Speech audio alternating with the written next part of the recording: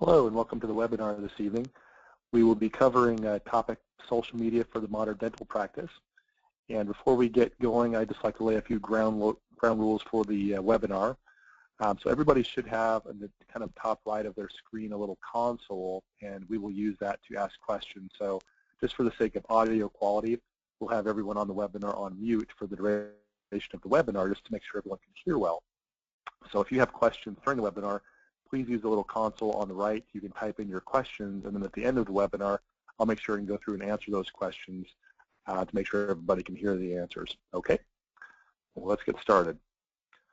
So my background is a little bit odd for a marketing person. I started in engineering, and actually I did that for about 10 years before I got an MBA and started doing marketing. And so the last 10 years, I've been involved as a marketing consultant and an entrepreneur growing businesses.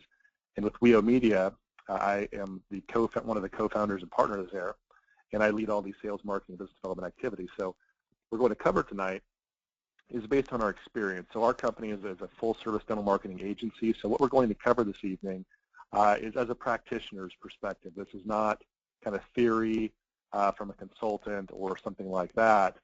This is actually based on our experience working with hundreds of dental practices throughout the Northwest. So when we cover this information, you'll see that some of the examples we'll have will be case studies, and a lot of this is just based on our experience working with a lot of clients. Also, one thing about our company is we are a Google certified partner company, which is pretty cool for us. So just a little something about our background.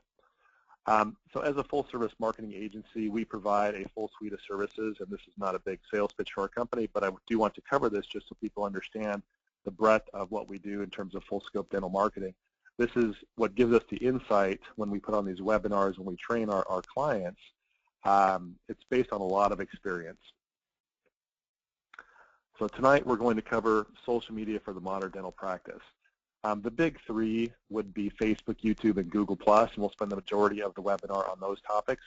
Then briefly at the end, we'll talk a little bit about LinkedIn, Twitter, Instagram, and Pinterest, and then a few other miscellaneous topics. So why social media? This is some data that was put out by Nielsen and VentureBeat. So Nielsen is the big company that does the television ratings. Probably a lot of you are familiar with Nielsen. So they put out this data. This is a little bit a while ago. They found that social networking accounts for about 22% of all the time spent online and 25% of all page views. So essentially what you can say is a quarter of the internet is social media. A quarter of what's happening on the internet is social media. And so this is a big deal. You know, the internet, obviously, there's a lot of content out there. There's a lot of information. But the fact that a quarter of everything happening on the internet is social media really speaks to the volumes of, what people do with their time online. So what does this mean to you and I in the dental space?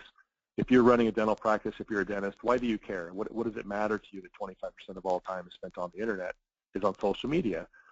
Well, what it means is there are a number of studies that have been done, and in general we know a couple things to be statistically true.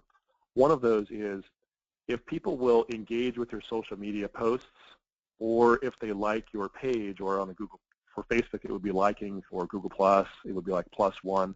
The people either like and identify with your page or interact with your posts, we know that they are more likely to remain loyal customers, or in your case, loyal patients, and they are also more likely to refer other patients. So we know those to be true benefits in general for social media. So at a high level, why should you be interested in social media? Those are two good reasons right off the bat, but we'll get into a lot more reasons as we go through the information tonight. Okay, so how does this graph make you feel, right? Kind of confusing. A lot of the times when I show this in seminars in person, the comments I get are, confused, overwhelmed, nauseous sometimes. So this is just a snapshot of a few of the social media sites that are out there, and a lot of these will be, here today, gone tomorrow kind of a thing.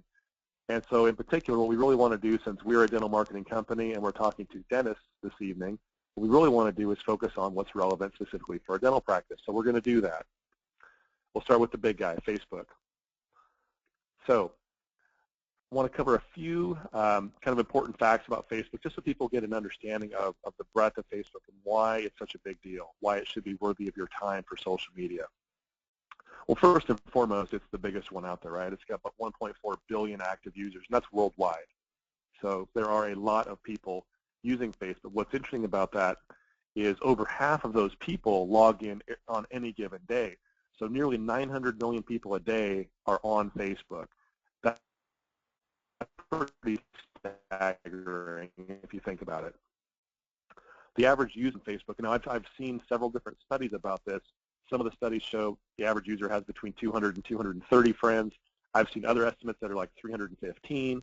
So I'm going to say I don't know, but based on the studies, I would say 200 to 300 friends, somewhere in that range seems to be the average user base based on the studies I've read. The average user seems to visit Facebook about 40 times a month, so a little more than once a day. And on average, this is kind of an interesting stat, or scary depending how you think about it, but almost 16 hours a month are spent on Facebook per user. And so that's like 2 full work days. So if you think about this, hopefully your staff is not spending 2 full work days on Facebook and not doing their jobs. They probably are not. But what it tells you is people spend a lot of time on Facebook. And again, what does this mean to our dental practice, right? So this is a study that was put out by Facebook about their business pages. Now, this is not dentist pages. This is just all business pages, but it's still relevant for your business page for your practice. So they found 56% of the people who like your page are likely to refer a friend, which gets back to what I said a couple of slides ago in terms of we know that if people like your page or if they engage with your posts, they're more likely to remain loyal patients and to refer other patients. Those are 2 things we know to be true. Okay, well, let's look at the demographic data for Facebook. And sometimes I'll hear comments like, well, I'm not sure if Facebook is mostly young people, or sometimes I hear the opposite. Oh, young people aren't using Facebook anymore. And so what I like to do is show this data, and this is for last year for the United States. And I'll blow this up a little bit here so you can see it. So what's interesting about this is if you look at, from 34 years old and below, it's about 55% of all the users, and about 35 years and above is 45% of the users. So it's almost a 50-50 split right around that 34, 35-year-old range. So obviously as a dentist, if you're trying to attract families, well, your demographic is here. If you are looking to target children, which would again be younger families, your demographic is here.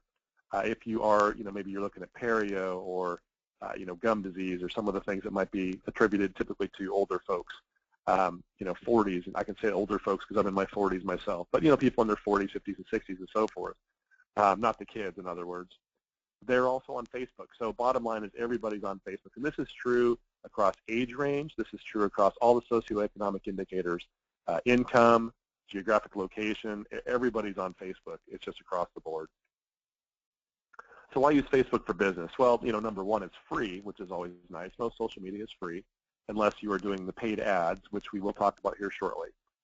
But the nice thing about Facebook is, it's a way to engage and potentially meet new people. So you can connect with existing patients, and that can result in referrals. You can also attract new patients. There's a lot of ways to integrate your social media activities with other things you might have going on, such as a website, your newsletter, other social media platforms, etc. Lots of things you can do. So I want to cover some strategies for posting. Okay, one of the strategies we'll cover here has to do with kind of the most effective techniques for posting. So first and foremost, what we know, and this is true across the board on Facebook, is that personalized posts will get the highest engagement. So you're a dentist, your Facebook page should have some portion of the content that's just kind of educational, oral health type posts. People are going to expect that, and that's fine. You should do that.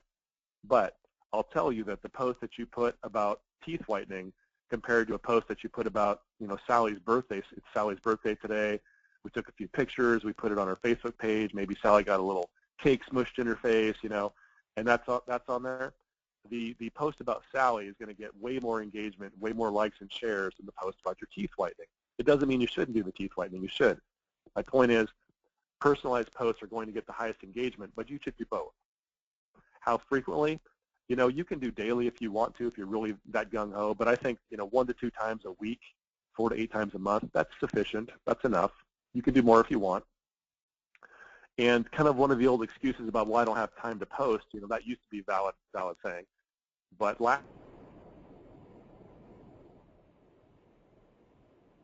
this is true for business pages. This is not true for your personal page, but on your business page, which for your dental practice, you should always use a business page for your Facebook page for your practice, not your personal page.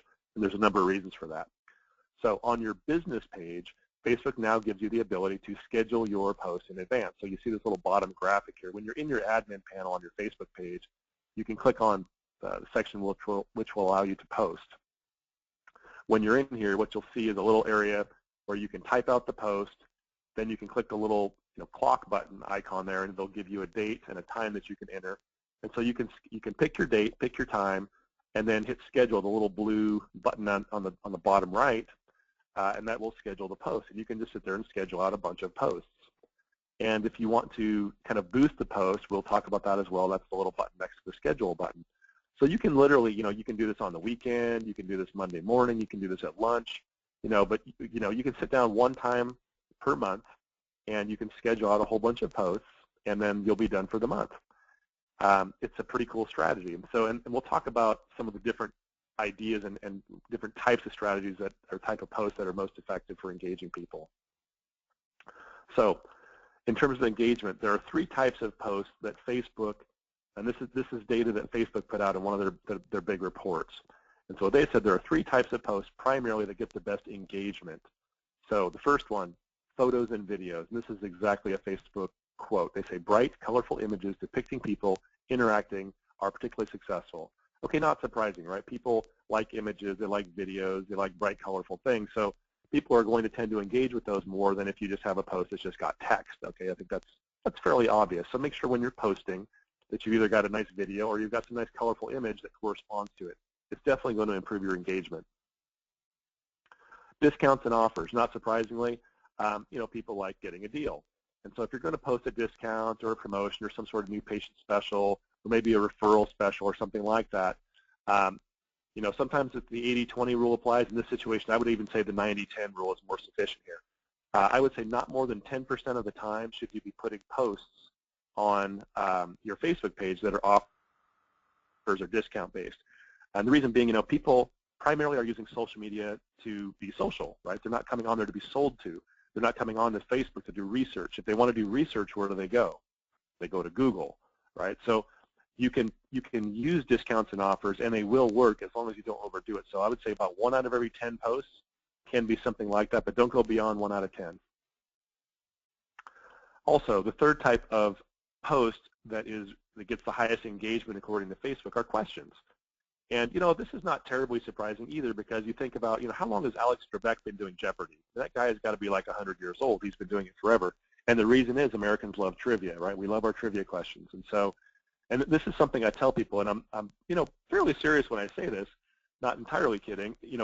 Go out and buy a box of Trivial Pursuit cards, and then you can literally kind of read through the cards and find, the posts that you think are the most interesting or engaging. And again, because you can schedule your posts out in advance, well, you can sit down and you can post, like, maybe I'm going to post a couple questions, 2 or 3 trivia questions a month. And what you can do is, like, maybe post schedule it so that your question goes out Monday morning, and then automatically post the answer like Wednesday afternoon or something like that. And then you might want to log in and take a look at what people are saying somewhere in there as well. But you can automate the vast majority of this process ahead of time. It's pretty cool. Another way to engage are with videos, and we'll talk about that in a little more detail later. This is a snapshot of the Oregon Dental Association's Facebook page, and they have a video called The Brushy. And if you've not seen it, I would encourage you to go to their Facebook page and watch the Brushy video.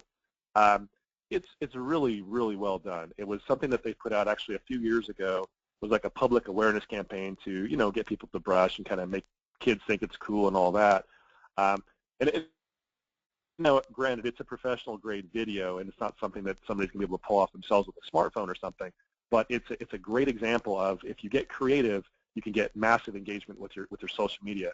They have well over 800,000 views now. That data I've got here on the screen is a little bit old, but the video is just a really huge success. So I want to encourage people to go look at that Brushy video, just to give yourself some ideas what you can do to be creative. So that's all the free stuff on Facebook. Now we also have the ability to do paid ads on Facebook. And so how the ads work, you can run ads by clicks or by impressions. And I'll explain what both of those are here in a minute. For your ad, you can target the ad by, to target people by zip code and age and other factors. You can also target it to show up with friends of people who have liked your page. So there's different ways to target the people for the campaigns. One thing worth noting about Facebook ads is the cost. So the cost per click for one click is typically going to be a lot lower than Google. We found in our experience it's roughly 10% of the cost of a Google click. So if a Google click is $10, a Facebook click's like $1. And those are pretty typical numbers. And the reason for that is because the conversion is typically better on Google because, again, remember, if I'm doing research, where am I going? Google or Facebook? Well, I'm going to Google, right? So people go to Google to do research. People go to Google to buy. They don't necessarily go to social media to do that. So this is why the cost per click is lower on Facebook, but also the conversion is lower on Facebook because people are typically not in research mode. That doesn't mean that the ROI is bad. The return on investment can still be quite good if you figure out the ad campaign. And we'll go through some case studies here at the end of this Facebook section that kind of demonstrate that. So when you create your post, so here's an example in the admin panel where we've created some posts, we've got them scheduled, and we want to boost them. So there's some different ways to, again, promote your posts. One of the ways to do these posted ads, you can see in this little graphic here on the right. So audience gives you two options. You can either target their friends, which would be the friends of the people who have liked your page, or you can run a campaign by people you choose to target, or you can run two campaigns and run one each way. That's fine too. And this gets back to some of the earlier stats we talked about. The average user on Facebook has between 200 to 300 friends. So if you have, let's say you have 100 people who have liked your business page, and we know that the average user has, let's say, 200 friends, well, then you can go, 200 times 100, that's like 20,000 people, potentially, that could be reached if you choose to use their friends. On this first example, we're actually going to do it the other way. We're going to look at people you choose to target. So below that, you can type in location, and you can type in all kinds of things for location. You can type in city, state, you can type in districts, zip codes. There's lots of ways that you can kind of identify a location that would help Facebook figure out where you want this to show up. You can select an age range. The default is 13 to 65. You may want to be more specific based on what you're targeting or who you're targeting. Gender, you can do it so that your ad shows up for only women or for only men or for everyone. And in general, obviously, women make more of the buying decisions in the household. So if you're tight on budget, I would focus on the women. But honestly, the cost per click is so low with Facebook, I generally just recommend just do all. You never know. Then you can set a maximum budget. So you set your budget there for the day, and then Facebook's going to make sure that it doesn't spend more than that money each day. So let's say you set your budget for $30, and we're maybe averaging $1 a click, so you might get 30 clicks a day, and then after that, your budget's going to stop. Your ad's going to stop showing up. And so that way you won't exceed your budget. So if you set $30 a day, you're not going to spend more than $360 a month roughly. So that's one way to set up an ad campaign. Another way, of course, is to do it by the friends. And so if you select the other option, which is their friends, then again, let's say you've got 100 people who have liked your page, then this ad that you run could show up to all of their friends. This is another way to do it. And Facebook will show you here, it says estimated people reached. And so on this particular example, it's saying we estimate between 4,200 and 7,700 people will actually be reached. It doesn't mean they're going to click on it. It just means they're going to see it and potentially engage with it.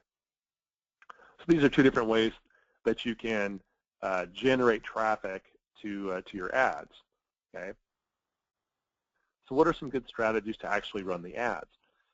Well, some of the things we've learned running Facebook ad campaigns for dental offices are that if you use the typical, offers that people usually use for dental practices, so for example, $99 exam and x-ray for new patients, or free Sonicare on your first visit, things like that are pretty typical offers that you might see.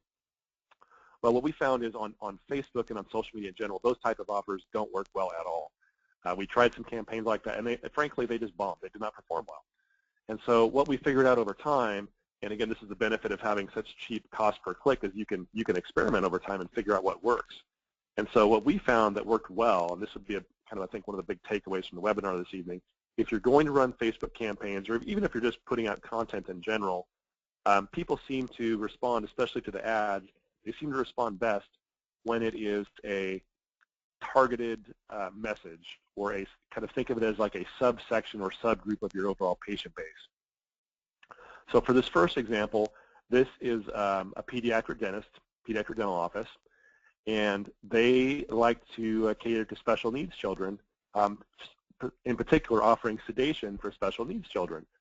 And so, we ran some campaigns here. This is 2 months worth of data, and we had again, our ad has a nice colorful image, like we talked about earlier, is important to get engagement. And then we had the messaging around, special needs for pediatric sedation dentistry. And so this is 2 months of data. We spent about $250 on this campaign. The potential reach was, the actual reach was around 12,000 people saw the ad, and out of that it generated 172 clicks to the website. And then 49 people liked the post, 7 people liked the page, and 1 person actually shared the post.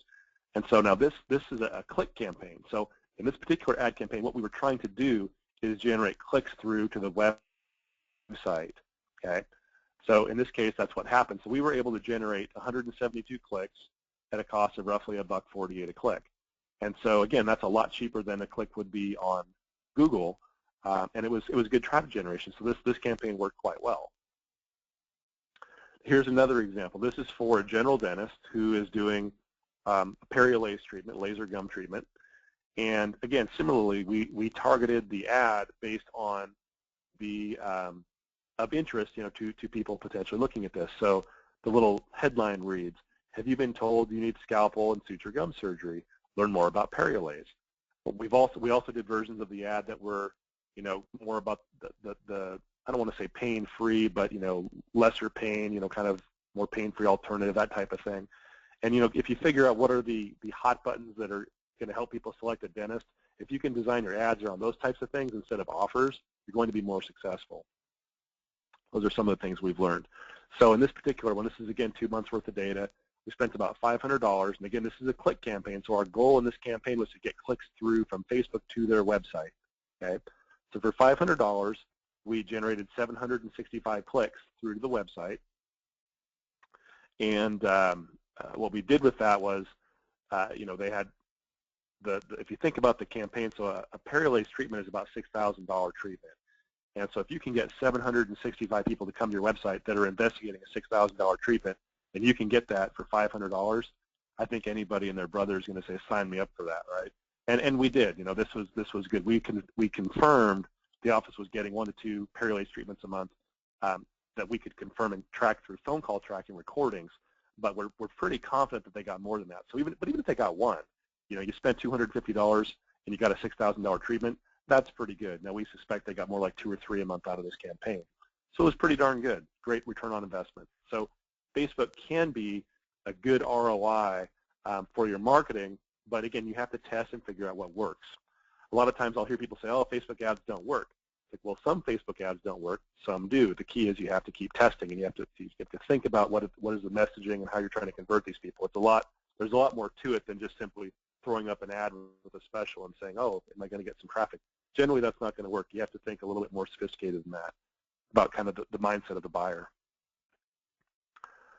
So if you're going to go to the trouble of posting on Facebook or doing ads on Facebook, Facebook does give you some nice little tools in your admin panel. So when you go in here, you can look and see over a time frame. You can say, okay, if I ran a campaign, for example, for a week, you can look in here by time frame, and you can see, okay, it looks like we got a big spike in our activity, or we got a big spike in engagement or reach and things like that. And so this panel, this admin panel, will allow you, if you're active on Facebook, it'll allow you to really see what types of things are most effective. Like if you're going to do, 1 post a week for a month, maybe do 2 of your posts that are educational, 2 of your posts that are more personal and fun, and see if you can't prove to yourself, well, look at that. The fun personal posts got a whole lot more engagement than the other posts. You can experiment and see what's going to work for you. And the admin panel within the Facebook page will give you that insight. So it's pretty cool. And again, this is all free for anybody who sets up a Facebook page, a business page. Okay, that's Facebook. Now let's get into YouTube, which is, of course, another big channel on the internet. In fact, Google is the big search engine on the internet. I think everybody knows that. What people may not know is that YouTube is actually the second biggest search engine on the internet. This is including all forms of search, including video, obviously. So YouTube gets an enormous amount of traffic. There are more than 1 billion unique users who visit YouTube every month. And who does that sound like? Right? Facebook, exactly. So a lot of people are using it. And these next few stats are just kind of amazing. So over 6 billion hours of video are watched every month on YouTube, which is almost an hour for everybody on Earth. 300 hours of video are uploaded to YouTube every minute. So in the time we've been on this webinar, there have already been thousands of hours uploaded on video just in the time we've been doing this webinar. It's kind of amazing. YouTube has more than 1 trillion views each year, which is a big number, right? A lot of eyeballs on Facebook. And again, here's another Nielsen stat. According to Nielsen, they found YouTube actually reaches more U.S. adults in that kind of coveted age demographic, 18 to 34, than any cable network. That's kind of amazing if you think about that. There are a lot of people using YouTube. And half of the viewers on YouTube are accessing YouTube through mobile devices, so smartphones. And what that means is, if you're going to have videos on your social media, those websites automatically will be, they automatically have, mobile versions of them. But if you're going to be doing this on your website, it's important that you've got a mobile version of your website, either mobile optimized with responsive design or just a dedicated mobile website. Those would be important. So again, this is all interesting, right? YouTube has a lot of traffic, but again, what does that mean specifically to me at my dental practice? Why do I really care that there's 1 billion people on YouTube? Well, it's not that necessarily people are going to YouTube to look for a dentist, right? Kind of like they're not going to Facebook to look for a dentist. But that's not that's not the strategy we recommend. That's not the best way to take advantage of YouTube. So I'll go through some strategies here, what we can really recommend that you can get good value from YouTube.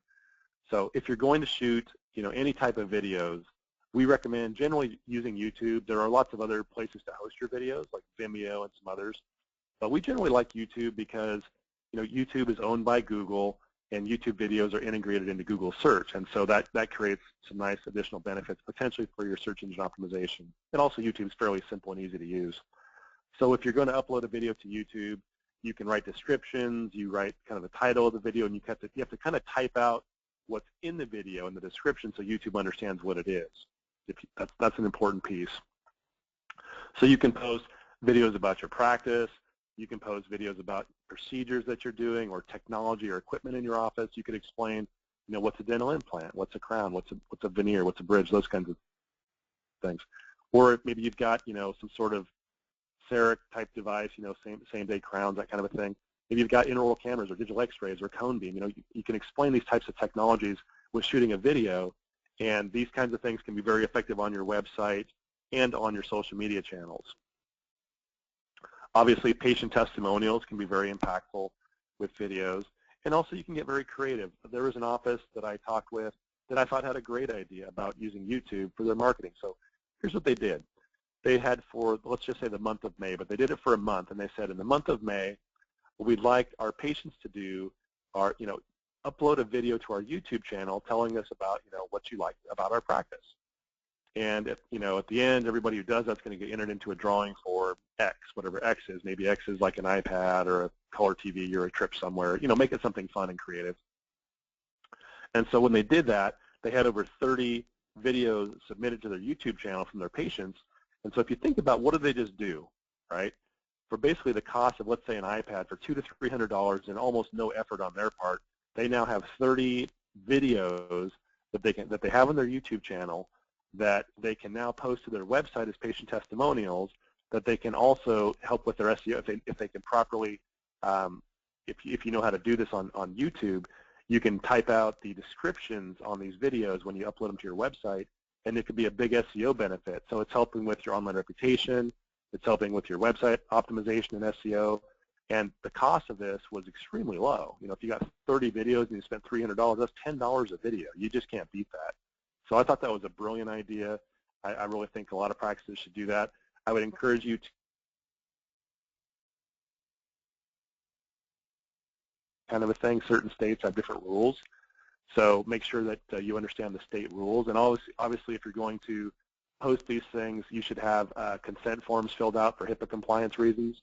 Make sure that you have the ability to use these as testimonials. So you got to do your homework before you do a contest like this. But I would recommend you to do it because it's a great strategy.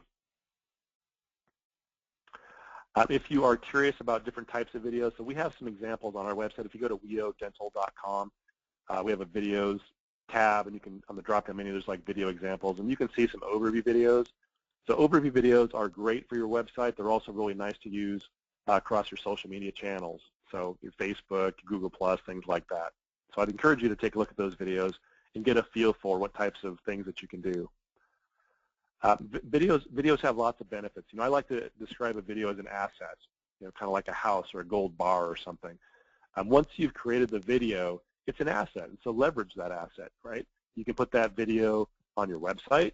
You can put it on your Google+ page. You can put it on your Facebook page. You can put it across different review sites. For example, like on Yelp, if you're doing a paid ad campaign on Yelp, they will let you upload video. If you're not doing and you just have like a free listing on Yelp, and they generally will not let you post videos, but most places will. So it's just something to consider. So if you've got, even just one overview video of your practice, you can leverage that in a lot of places on the internet, but even better if you've got like 20 patient testimonial videos, man, you can put those all over the place. So videos really can be leveraged in a lot of areas.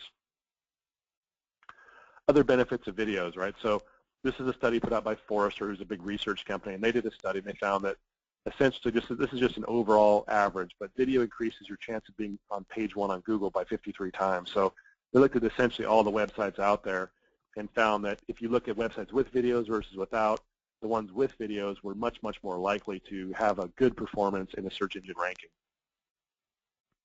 This is another study that was put out by Search Engine Watch. So they did a big study, and they found that a landing page is essentially just a web page. It's just any page on a website. Any given page is called a landing page. So web pages with a video generated between 400% to 700% higher engagement and response rates.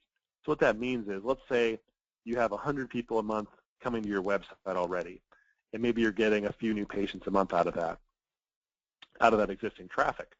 Well, by having a nice overview video on that home page where the majority of your traffic is coming to, you're going to increase that engagement rate, and so that might lead to another 1 or 2 patients per month potentially, just by simply having a video on there. So videos, again, they're great assets. Highly encourage people to get professionally done videos for your practice. It really makes a big difference in your marketing. Okay, that's YouTube. So we've covered Facebook, we've covered YouTube. Now we're going to talk a little bit about Google+. Okay, so Google+ is kind of a platypus. It's just a strange beast, right? So Google+, there's nothing really like it. It's part review site, part social media platform, part local search results. It's just kind of an odd duck. And so this is actually Google's 4th attempt at a social media platform, really to combat Facebook, and this time they've finally been successful. So Google+ has some pretty cool features like circles and hangouts and different things like that that are a little bit unique and don't necessarily happen on Facebook, although Facebook is building some of these same features. But it's a nice social media platform. It is similar to Facebook in a lot of its functionality. It's got about 500 million users, so it's not nearly as many active users as Facebook, but it is growing, and it's still significant. So Google+ in general, how it kind of started was back in July of 2011. It really started primarily as like online reviews, and over time Google kind of figured out how to make it more of a social media platform as well. So if you do a Google search, so let's for example say this is a search for dentist in Bellevue, Washington. Okay, so if I do this search, this is kind of an example of search result on Google that I might see when it pops up. And if you look closely at this, what you'll notice are 4 of these offices that are listed here on page 1 have a significant number of Google reviews, which is great, right? So if you get on page 1, that's awesome. But if you don't have sufficient Google reviews, Google+ reviews, then again you're probably not going to get a lot of clicks. So if I'm, there's two results on this page that have only 2 Google reviews, and if I'm one of those 2 offices, I'm probably not going to get many clicks because unfortunately there's 4 other offices that have a lot of reviews, and people are always by nature going to click on the offices that have a lot of high star reviews. So let's see what the Google+ page looks like. So I'm going to go ahead and click on the one with 41 reviews that are kind of in the middle of your page. So if I do that, I'll see a couple of different things. So this is kind of on the map section what we would see. So it's going to show, the doctors, their address, their phone number, their website address, how many reviews they have. You can upload pictures of the office. You can upload videos, of course, because again, this is Google and it's integrated with YouTube, so you'll have your videos. And then you can also include, office hours. You can include any specials. If you have any kind of promotions or specials, you can put those in there. And of course, people can read all your reviews. So the review side of it is pretty cool. The social media side of it looks kind of a lot like a Facebook page. So you kind of got a big banner across the top that you can customize. Then down below, you kind of got this timeline of posts where you can make a post, people can interact with your post. So that the functionality is very similar to Facebook and how the social media part of Google Plus interacts. And so by having activity on Google Plus, it's very likely that you'll have far fewer people that are your patients that are active in Google Plus for social media purposes. So the reason that we really recommend Google Plus is, partially it's for social media benefit, but honestly, it's at least as much, if not more, for search engine optimization benefit. This is not an SEO webinar. We obviously will have those coming on later this year, but this is something that is worthwhile doing because you'll get some social media benefit, but you'll definitely get some SEO benefit as well, especially if people will engage with your posts or reply to them or share them. That's really helpful for your SEO as well. Okay, so those are the big three. Now I'm going to kind of wrap up here with just a few of these other, I would say, honorable mention type categories. So with LinkedIn, I think it is very unlikely you're going to get any kind of real patient growth with LinkedIn. So that's not what I would recommend. If you're wanting to spend your time on social media to drive new patient growth, I would not recommend LinkedIn. But it's still worth just kind of talking about. It's good for networking. It's good for if you're a dentist and you want to kind of get out and speak and establish some credibility. It's good for that. And also, you can potentially get found by people. So one of the things that we can recommend is on LinkedIn, you can join up to 50 groups for free. So, you can join groups and associations that are in your local community, like, parent-teacher groups or maybe your church group or local networking groups or whatever. And so if you're a dentist and you join those, people are going to see that you're a dentist. And it's possible you might get a new patient or two out of that. I wouldn't spend a lot of time on this. But LinkedIn is one of the social media type of platforms where kind of once you set up your channel and you've got it built, you don't really need to do something ongoing to continue to get benefit from it, like with Facebook or other channels where they're kind of reliant on continuous activity. LinkedIn is not that way. So LinkedIn is kind of like you can set it up, build a network, and then you don't have to put much time into it. But I don't think there's a huge benefit in terms of growing your practice. Twitter, so I think most people are familiar with Twitter. It's essentially kind of a real-time information sharing network. You can tweet your comments and people can follow them and so forth. And again, I don't think that you're going to get a lot of new patients from Twitter. If you're going to do posts on Facebook, it's very easy to sync those posts. They will also post on Twitter or tweet on Twitter. So if you've got a Twitter account, you might as well sync it with your Facebook. It doesn't hurt. But again, if you don't have too many people following you on Twitter, then it's not going to be terribly beneficial. I have seen a couple of practices use Twitter kind of in a creative way, though, that was beneficial. So they would have enough of their patients that have liked them or kind of following them on Twitter, and what they'll periodically do, of course, they'll have like the educational posts about Facebook and whatnot, or the Facebook post that'll be synced with Twitter. But what they'll also do is they'll say, well, hey, we've got openings in our schedule today at 2 o'clock and 4 o'clock. Would anybody like to come in? They'll just kind of send out a little tweet in the morning when they get in to say, hey, anybody want to come in today? And they will routinely fill their schedule by using Twitter and Facebook for that matter. So you could put out the post on Facebook, hey, we've got openings today. Put it on Facebook. It syncs on Twitter. It goes out on both of the platforms. And people potentially will schedule appointments. So that's kind of a creative way to get value from your social media. Now, it's not new patient value, but it is revenue value. You're still filling empty chairs, which is really important. So consider that as a use for Facebook and Twitter. Instagram is kind of a cool little social media tool. So it's a little app you can download to your smartphone, and it allows you to take like up to 15-second videos. And once you do that, it has a bunch of really cool filters that you can apply that are kind of like special effects to make it look like it's been professionally designed or edited. And then it's pretty simple to kind of, literally in 60 seconds, you can shoot a 15-second video, pick your picture filter that you want to apply to the video, then you can pick the social media platforms that you want to upload the video to. You can literally do that in 60 seconds. So again, back to Sally's birthday. It's Sally's birthday today. We're eating cake. Get out my smartphone, open up my Instagram app, take a little 15-second video of everybody. Hey, everybody, we're in the lunchroom here celebrating Sally's birthday, and just maybe you catch a little snapshot of her, people singing her happy birthday, right? Post a video, picture filter, post a video. Literally, you can have it posted to several social media channels. You can do all of it literally in a minute for no cost. So there's really no reason, not to take advantage of some of these free tools that can significantly increase your engagement on social media. There's some really neat stuff out there. Pinterest is another kind of social media honorable mention.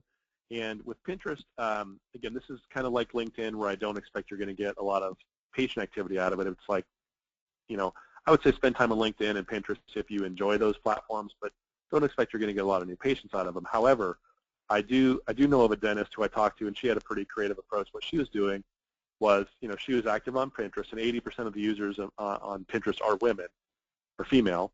And so she had, just like a lot of people have on Pinterest, and if you're not familiar with Pinterest, it's a place where you can follow people and you can pin things that you like, and it's a very visual platform. It's all, kind of image-based. And so people will post, cooking recipes, they'll post artwork, they'll post photography, and just it's a very visual platform. It's really cool, actually. And so what this dentist was doing is she was, just doing her Pinterest thing just like other people, but she also had one section on her Pinterest account that was her dentist office. And so so it was kind of obvious if you came to her page that, yep, she's a dentist. And she wasn't, she wasn't trying to sell. She wasn't trying to say, hey, I'm a dentist. She just kind of had it on there. And so, she has gotten a few new patients from people saying, hey, I saw you on Pinterest, and I found out you were a dentist. This is really cool. So, she's actually was kind of a byproduct, but I still thought it was worth mentioning in the webinar just because I thought it was pretty interesting, kind of a creative way. Okay, so we're wrapping it up here. A couple more slides and we'll be done. One of the things, if you're going to go to the trouble and really say, hey, we're going to get involved in social media, we're going to start, getting active here, there are a lot of tools available to kind of help you be more efficient with your time. One of those is a tool called HootSuite. You can see it here on the screen, and you just go to hootsuite.com. And it's essentially, it's a platform that allows you to schedule posts in advance, kind of like Facebook allows you to, but you can do it across multiple social media channels. And it's a really nice little platform. We use it at WEO Media, so we actually use HootSuite to help us with some of our work. But it's a nice tool to check out if you're thinking about getting more active in social media. One thing I do want to mention, and I've kind of alluded to this at various parts of the webinar this evening, but social media does affect search engine optimization. More and more things on the internet are kind of blurring. Online reputation and reviews and social media and your website and search engine optimization, a lot of these things are really overlapping more than they used to. And so if you understand how they work and you have a good strategy, you can really get a lot of bang for your buck from the efforts that you put in there. So I would encourage people, again, to be active on social media, in particular Facebook, YouTube, and Google+. And that engagement will benefit you in several different ways. So in terms of priorities, those are the big three, like I talked about at the beginning. Those are the things I would make sure that you are. I would highly, highly recommend that you have some level of activity on those three social media platforms. The rest of them, not that critical. If you like them, great, go for it. But I would say the top three you really should be doing. Okay, Q&A time. So we had a couple questions. Let me look at these here. A couple questions come in. One question around videos. So what is, okay, it's interesting kind of a question. So essentially they're asking what type of videos should you pay to have done professionally and what should you do yourself? That's a great question, actually. So the types of videos that we would recommend that you have professionally done would be like an overview video. So anything you're going to put on the homepage of your website, absolutely that should be a professional video, professional grade video. If you are doing, patient testimonials or, even maybe doctor kind of explaining different services, potentially you could do those yourself. If you're going to, I would recommend, get a tripod stand so it is extremely still, so the image is not wavering at all. Also get a lavalier mic that you plug into your camera, and you can do this with a digital camera or a smartphone. And so if you just kind of go to the extra mile, get that tripod, get that mic, and then make sure that you're doing it in a place that's quiet, no background noise, and that's well lit, then I would say you can actually do quite a few videos yourself if you take the time to learn how to do it, or we can kind of coach you if you have questions about that. But I would say that the things that should absolutely always be professionally done would be the practice overview video and potentially any types of videos going on your home page. If it's like on your patient testimonial page or places like that, as long as the video quality is good, you can do those yourself. The other, so videos, you know, they range kind of the gamut of what you kind of pay for. Sometimes is what you get, but there's a pretty huge variation. I mean, I've seen videos that are extremely expensive and videos that are fairly reasonable. We do a ton of video production at WEO Media, so our videos range from $1,500 to $2,500 for practice overview videos, and that's full cost, includes, you know, videographer travel, the video shoot, which is typically 3 or 4 hours, all the post-production edits, and then posting to YouTube. So we do all that for between $1,500 and $2,500, and they're really, really high-quality videos. So that's kind of a budget range. I would not spend more than that for a video because you simply just don't need to. Another question here has to do with Facebook ads, and the question was, you know, what type of offers do you find most effective? And so this is kind of, you know, I would actually answer this a little bit more of a broad, not just Facebook ads, but just in general. So when you are having a marketing piece with an offer, you know, it's generally best to offer to educate people with, you know, learn more about this procedure, or, you know, find out 5 things you need to know about periolays, or, you know, things like that. It's always acceptable, you know, to have some sort of price-based offer, but it's generally not preferable because it leads people to shopping on price versus picking you for your experience and excellence. So I generally try to recommend, in general, if you can, try to have offers that are more experience-based and educational-based.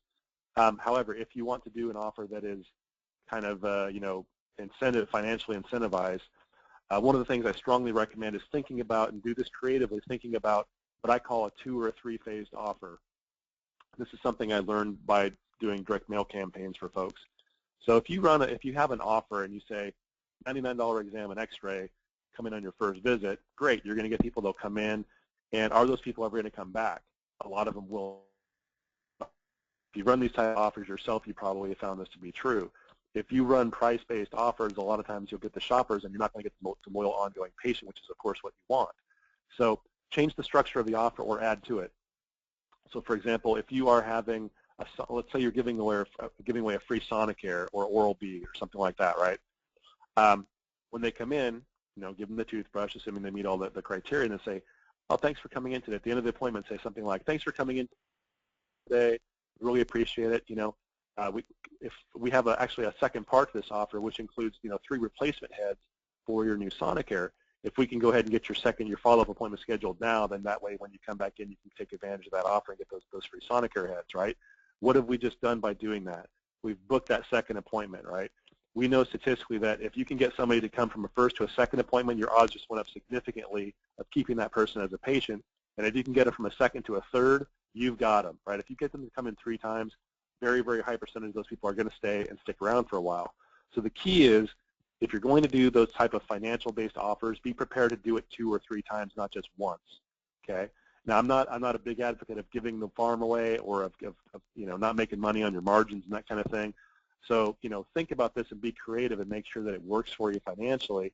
But if you're going to give something away, I think it doesn't make a lot of sense to me financially if it's one and done. You know, you don't want that. You want them to be an ongoing customer, so think about what you can give them. It could just be a credit, too. Maybe they come in for the $99 exam and x-ray.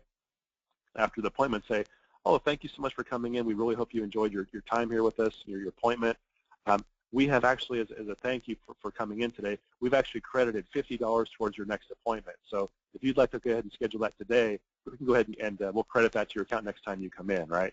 Something like that. Or you can give them like a Viva card with you know, kind of an offer, that kind of thing. So there are lots of ways to do this. You know, these are just a few ideas. But think about, if you're going to do these offer-based marketing approaches, I would say go with the old 2-phase or 3-phase approach, where you've got to follow up to get them to come in a second or third time. You'll get much, much better results long term if you take that approach. Okay, we covered a lot of ground this evening. I really want to thank everyone for their questions. We'll be posting this webinar to the website, and we'll have that available here shortly. So if you're not already signed up for, also on our website, you can sign up for our newsletter list, and that will be broadcasting all of our upcoming webinars. Or you can always go to the webinars page on our website, and you can see the upcoming webinars there. So I want to thank everybody for coming this evening, and if you have any other questions, feel free to call us or email us, and we're happy to talk anytime. Thanks so much for your time this evening. Good night.